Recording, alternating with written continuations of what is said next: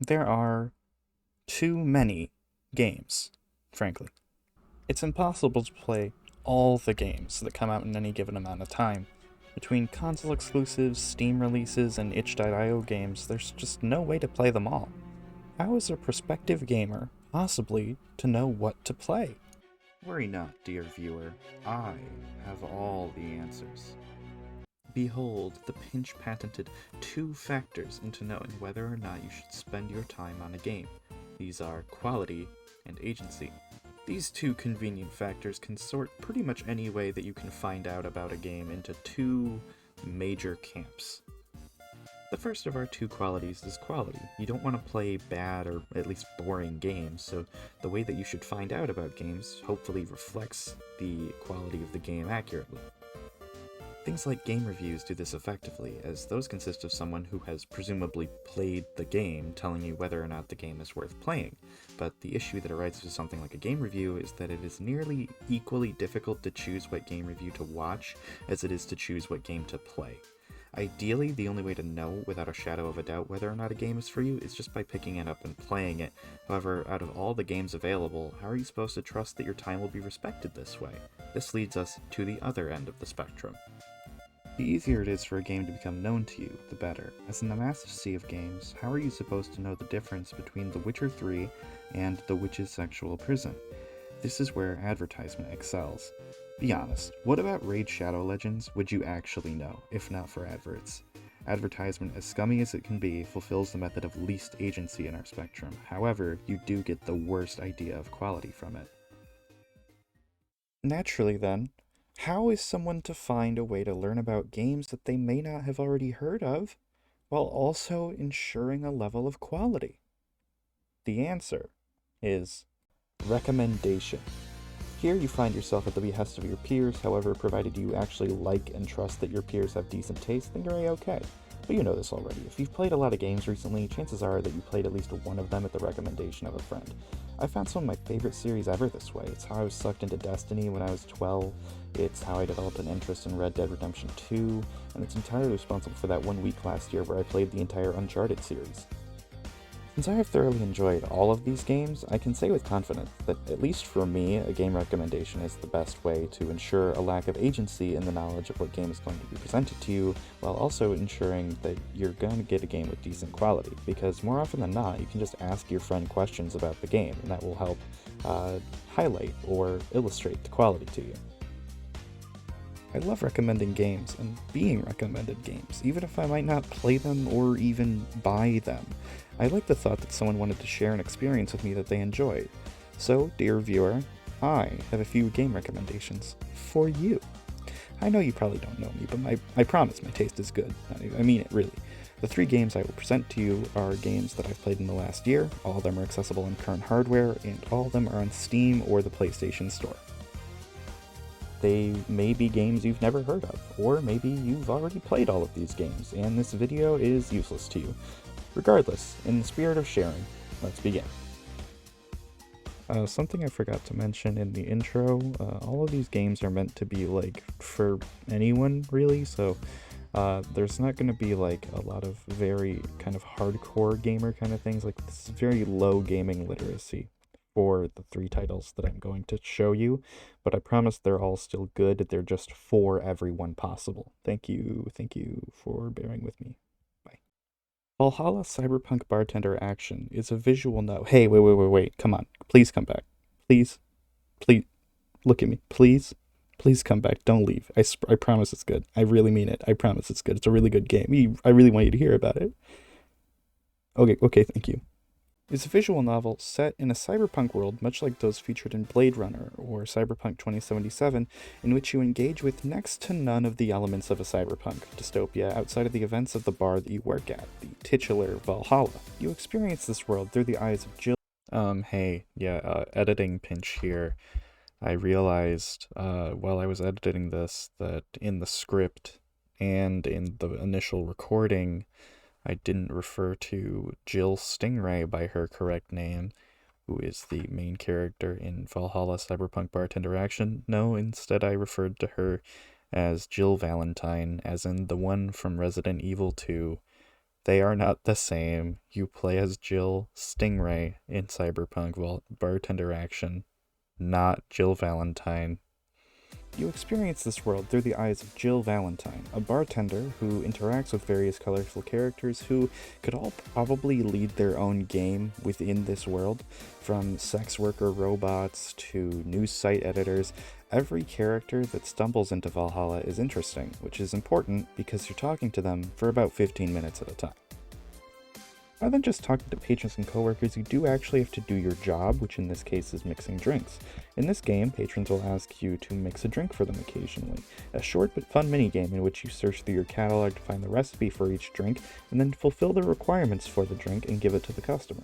It's not a super deep mechanic, but it's a nice way to break up the monotony of clicking one button while playing a visual novel. The writing of Valhalla is clever and laden with satire on both our current consumer culture as well as authoritarian regime, specifically focusing on a comparatively regular people's lives. Valhalla, despite its fantastical setting, is an incredibly grounded and human game. The conflict is not consumed by grand regime change or the oppressive hand of extreme late-stage capitalism, despite those elements being present. The conflict is built largely out of people just trying to live their lives, make rent, love, and live without regrets. This approach to writing permeates Valhalla with clever writing that, in a fantastical sense, mirrors the way that, actual people talk about their lives. Sure, there are various larger-than-life characters who speak grandly and remind you that this is kinda an anime video game after all, but the heart of Valhalla is the subtle connections that Jill makes to her patrons, friends, and coworkers. Another boon to Valhalla's writing is its attention to world building. The game takes place in effectively two places, Jill's apartment when you're not at work, and the bar. Even with just these two comparatively menial places, the world of Valhalla feels rich, compelling, and most importantly, alive. This potent sense of vitality is accomplished by presenting the world through the eyes of characters, as opposed to a set timeline of static events that were both good or bad. Instead, in Valhalla, 3 characters will come into the bar and talk about the event and say something completely different about it. One person could be completely unaffected, while another person's life is completely ruined by this one event that you never saw.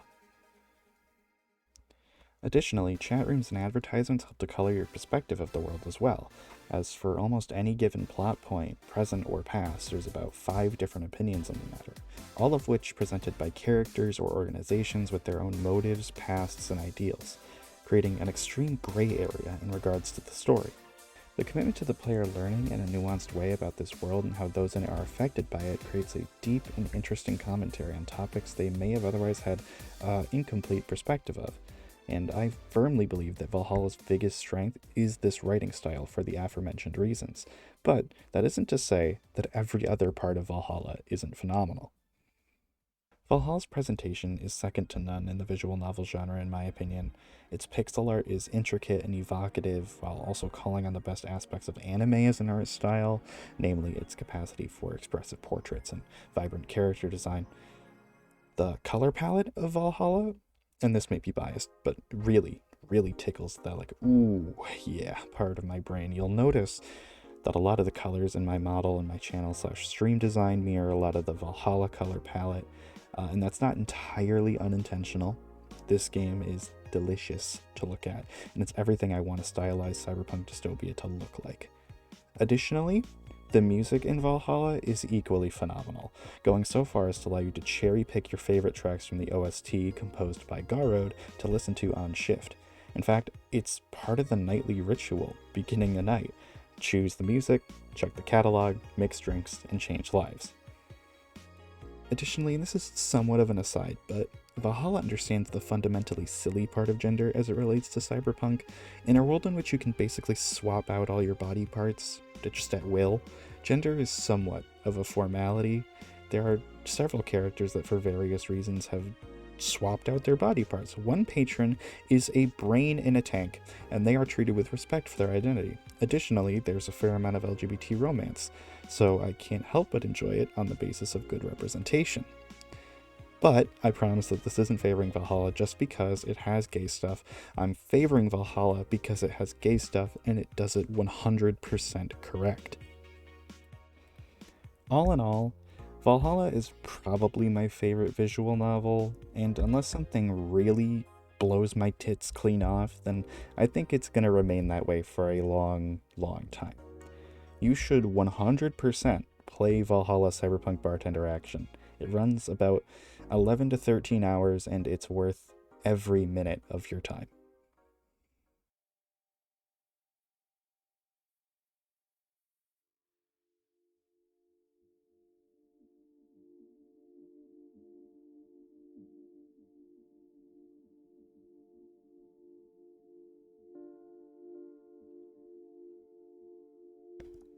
Have you ever had a peculiar experience in your family? Maybe a mysterious death, strange rumors you don't talk about together? What Remains of Edith Finch is that, taken to its logical extreme. In Edith Finch, you play as the last living member of the Finch family, who has come seeking answers about the curse her family suffers from. The curse in question is that every member of the Finch family seemingly dies in a gruesome and inscrutable way, from an uncle living in the basement to 30 years before getting hit by a train, to a child eating herself after turning into a monster beneath her bed. The tales of the deaths of the Finch family are peculiar and beyond strange.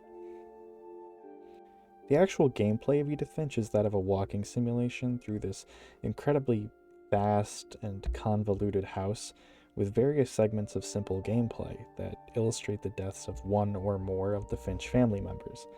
Each of these segments are incredibly well polished and contain an incredible amount of depth, hinting towards a true narrative that can be revealed with attention to detail. There are few games I've ever played that have the immense attention to detail that Edith Finch does.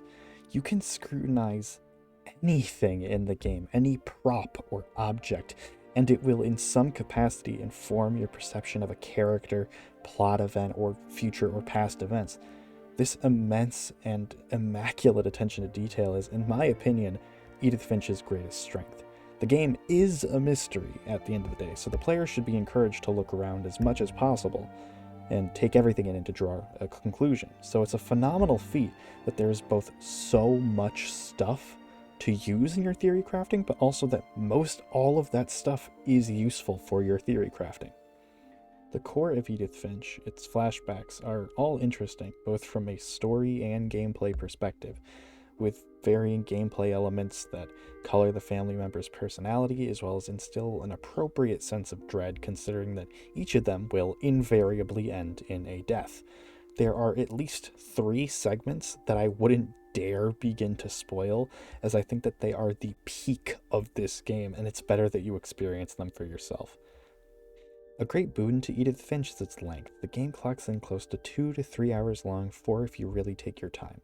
This short length makes it perfect for an evening of play, and I'd be inclined to call it the closest thing to a movie that is still distinctly a game. I would recommend playing it all in one sitting if you can, as it is worth experiencing in one fell swoop. Ultimately, I can't really tell you any more, unfortunately, as I think any more than what I've said or shown would diminish the best parts of it, What Remains of Edith Finch. And I think that of the 3 recommendations thus forth, this one's the most feasible to play and enjoy. Depending on the time of day you watch this, you can finish the video. Please finish the video. You can buy the game, install the game, play the game, and then ruminate on the game, and then go to bed. On time, no sleep lost.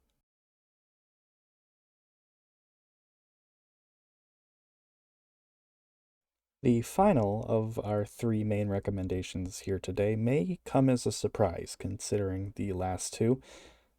I strongly recommend Tetris Effect to anyone and everyone. You may be asking yourself, Pinch, baby, how are you going to recommend 2 super story heavy games and then literally Tetris? And I have the answer, sweetheart, just you wait. Gameplay wise, it's literally just Tetris. I won't try to tell you it's anything different. Theoretically, you could go play Tetris for free by looking it up on Google, so why do I so strongly think that you should play Tetris Effect? To put it very shortly, the presentation. The game is beautiful, and the music and backgrounds are a phenomenal way to enhance the Tetris experience. Simple as that. However, to bring this deeper, which of course I will, this is a video essay after all, I think that Tetris Effect is not only an incredibly well-polished Tetris game, but an incredibly useful meditation tool. The namesake of Tetris Effect is the Tetris Effect, a state of mind achieved while playing video games in which everything seemingly slips away and you're playing the game as optimally as you can, without thought. This effect is one instance of a meditative state achieved through some form of action, like Tai Chi or martial arts. The Tetris Effect is the specific name for when that state is evoked by a video game. The effect was named as such due to the perceived ease of achievement when playing Tetris specifically, likely due to its simple mechanics, intuitive goal, high skill ceiling, and endless nature. This isn't to say that the only video game that can evoke the Tetris effect is Tetris. No, not at all. You'll see it most often in rhythm games, actually, but the meditative state highlighted by the Tetris effect can pertain to any time you get in the zone in a game.